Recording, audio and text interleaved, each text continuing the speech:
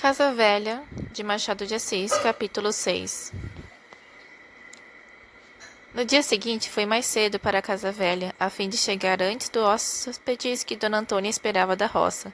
Mas já os achei ali. Tinham chegado na véspera, as Ave-Marias. Um deles, o coronel Raimundo, estava na varanda da frente, conheceu-me logo e veio a mim para saber como ia a história de Pedro I. Sem esperar pela resposta, disse que podia dar-me boas informações. Conhecera muito o imperador.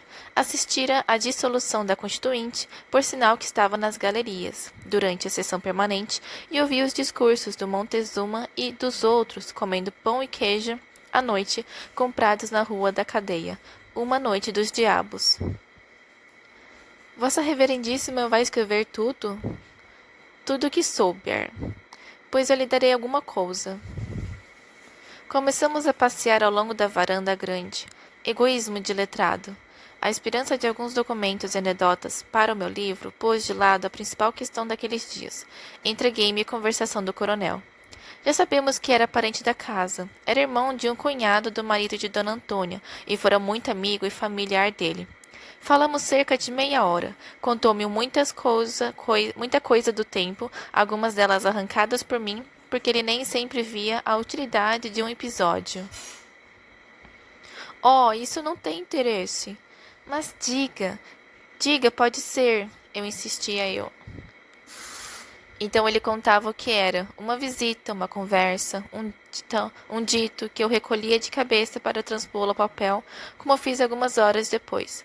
Raimundo foi se sentindo lisonjeado com a ideia de que eu ia imprimir o que me estava contando, e desceu a minúcias insignificantes, casos velhos e finalmente as anedotas dele mesmo e as partes de sua vida militar.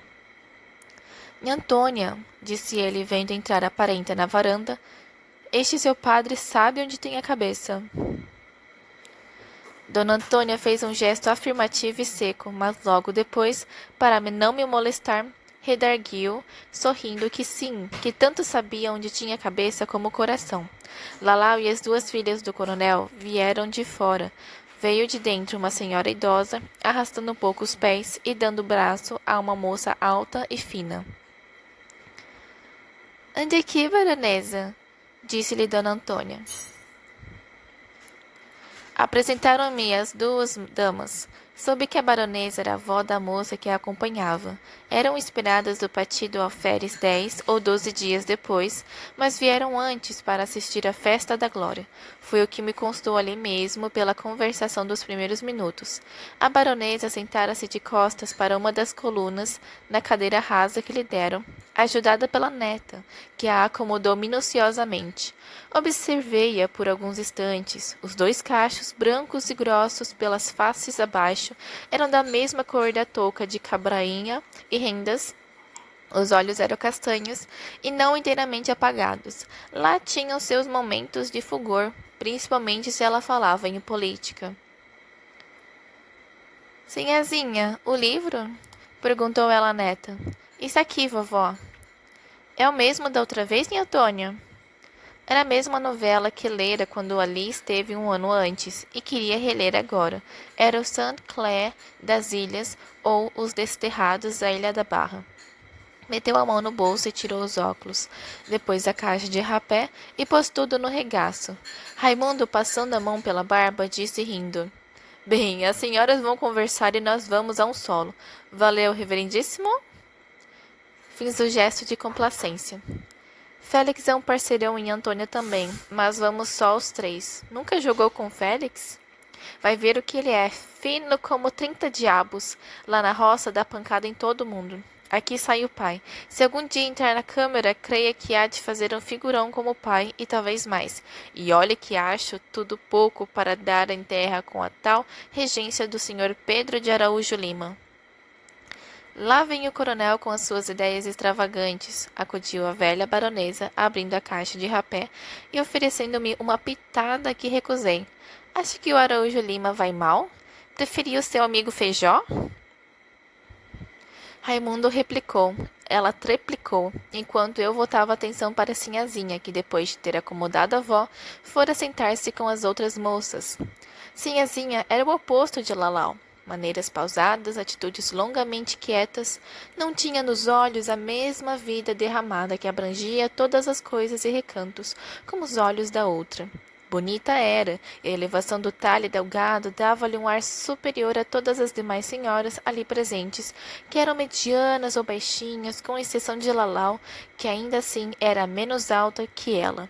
Mas essa mesma superioridade era diminuída pela moléstia da pessoa cujo acanhamento, se era natural, aperfeiçoara-se na roça. Não olhou para mim quando chegou, nem ainda depois de sentar-se. Usava as pálpebras caídas, ou quando muito, levantava-as para fitar só a pessoa com quem ia falando. Como o pescoço era um tantinho alto demais e a cabeça vivia ereta, aquele gesto podia parecer afetação.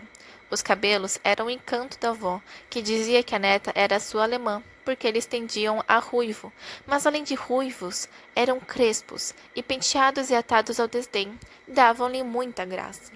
Gastei nesse exame não mais de 2 a 3 minutos. Depois, indo a compará-la melhor com Lalau, vi que esta fazia igual exame sorrateiramente.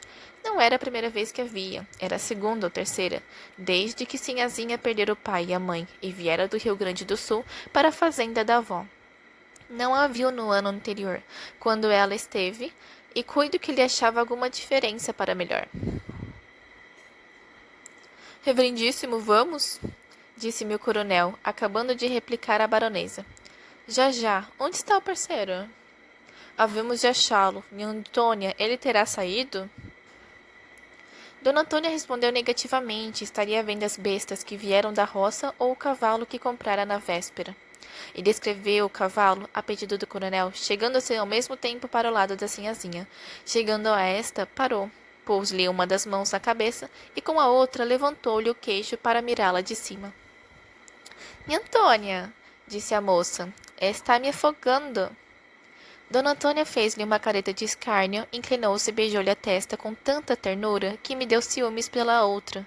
E sentou-se entre elas todas, e todas lhe fizeram grande festa. Raimundo calara-se para mirar a cena, porque ele queria muito as filhas e gostava de vê-las acariciadas também. Nisto ouvimos passos na sala contígua, e daí a nada entrava na varanda o filho de Dona Antônia. Ora, viva! Brandou o coronel. Estávamos à espera de você para um solo. Vá, vá, acudiu a baronesa, levantando os olhos do livro. O coronel está ansioso por jogar, e é uma fortuna, porque veio da roça insuportável, não me deixa ler. Então você comprou um cavalo? Curtos eventos, palavras sem interesse ou apenas curiosas que não me consolavam da interrupção a que era obrigado no cometimento voluntário que empreendera. Mas aquele dia não foi essa a minha pior impressão. Fomos dali para a mesa de jogo, em uma sala que ficava do outro lado, ao pé da alcova do Félix.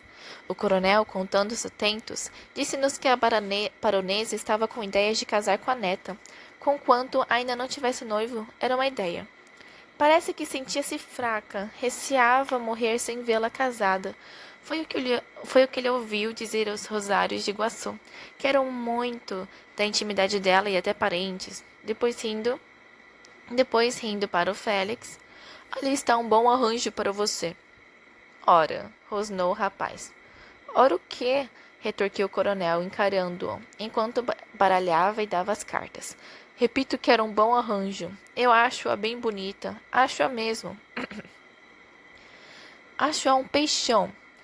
O pai educou-a muito bem, depois 2 fazendas, pode-se até dizer 3, mas uma delas tem andado para trás.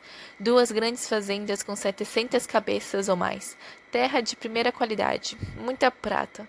Não há outro herdeiro. Solo, interrompeu o moço. Ambos passamos, ele jogou e perdeu. Não tinha jogo, foi um modo de interromper o discurso do parente, mas o coronel era daqueles que não esquecem de nada. E daí a pouco tornou ao assunto para dizer que ele, apesar de achacado, se a moça quisesse tomá-la ia por esposa, e logo rejeitou a ideia.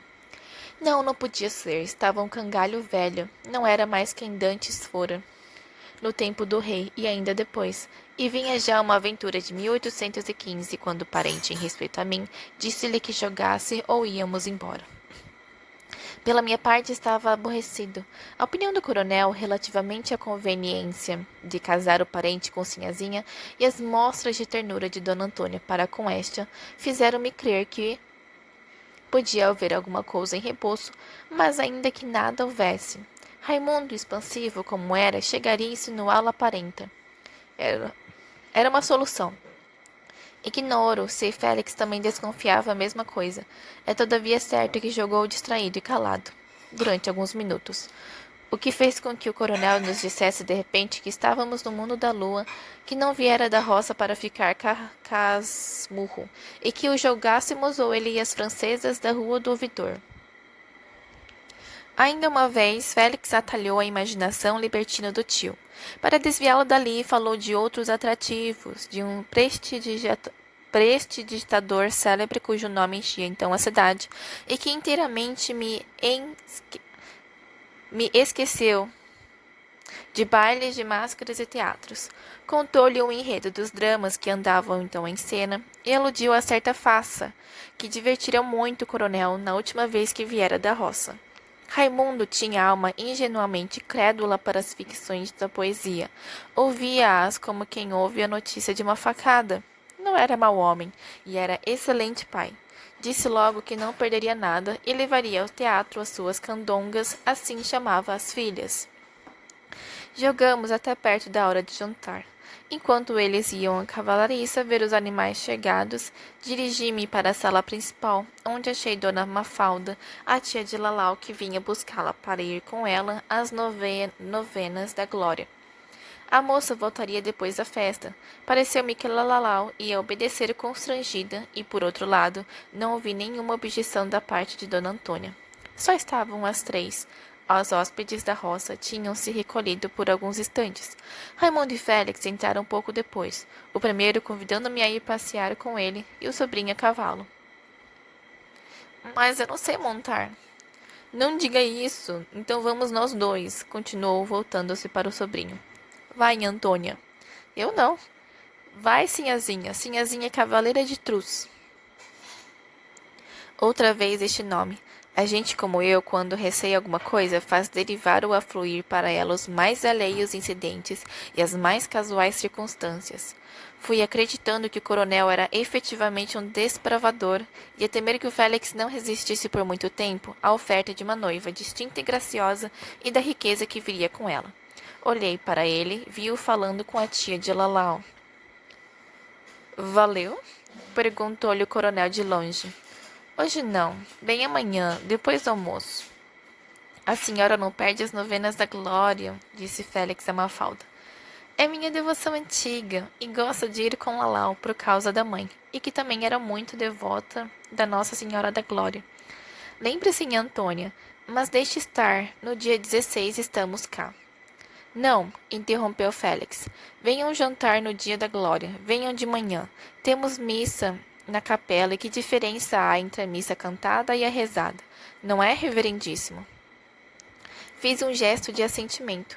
Dona Antônia, porém, mordeu o lábio inferior e não teve tempo de intervir, porque a tia da moça concordou logo em trazê-lo no dia 15 de manhã. Lalá agradeceu-lhe com os olhos, não obstante a disposição do moço. Fiquei receoso. Ao jantar, acharam-me preocupado. Respondi somente que eram remorsos de ter gasto o melhor dia ao jogo em vez de ficar ao trabalho. Anunciei a Dona Antônia que em breve teria concluído as pesquisas. Caindo a tarde, Lalau e a tia despediram-se e eu ofereci-me para acompanhá-las. Não era preciso Dona Antônia mandar aprontar a sege. Antônia quer dar-se sempre esses incômodos, disse agradecendo Mafalda. Eu não, redarguiu Dona Antônia rindo. As incomodadas são as bestas. A sege, em vez de as tomar ao pé da porta, que ficava por baixo da sala dos livros, veio recebê-las diante da varanda, onde nós achávamos todos. O constrangimento de Lalau já era manifesto. Se preferiria a mãe a tudo, como me dissera uma vez, cuido que preferiria Dona Antônia e a casa velha à companhia da tia. Acrescia agora a presença de hóspedes, a variedade de vida que eles traziam à casa velha. Finalmente, pode ser também, sem afirmá-lo, que tivesse receios idênticos aos meus. Despediu-se penosamente. Dona Antônia, embora lhe fosse adversa, é certo que ainda a amava. Deu-lhe a mão a beijar e, vendo-a ir, puxou-a para si e beijou-a na cara uma e muitas vezes. Cuidado, nada de travessuras, disse-lhe. Tia e sobrinha desceram os degraus à varanda e, quando eu ia ajudá-las a entrar na sege, atravessou-me o filho da dona da casa, que deu a mão, uma e outra, cheia de respeito e graça. Adeus, Inha Antônia, disse a moça, metendo a cabeça entre as cortinas de couro da sege e fechando-as, depois dizer-me adeus com os olhos. Eu, que estava no topo da escada, correspondi-lhe igualmente com os olhos e voltei para outras pessoas, enquanto a sege ia andando e o moço subia os degraus. Minha Antônia, disse o coronel rindo, este seu filho dava para camaristas do Paço. Dona Antônia, escandalizada, tinha entre as sobrancelhas uma ruga e olhou para o sombria para o filho. Quero crer que este incidente foi a gota que fez entornar do espírito de Dona Antônia a singular determinação que vou dizer.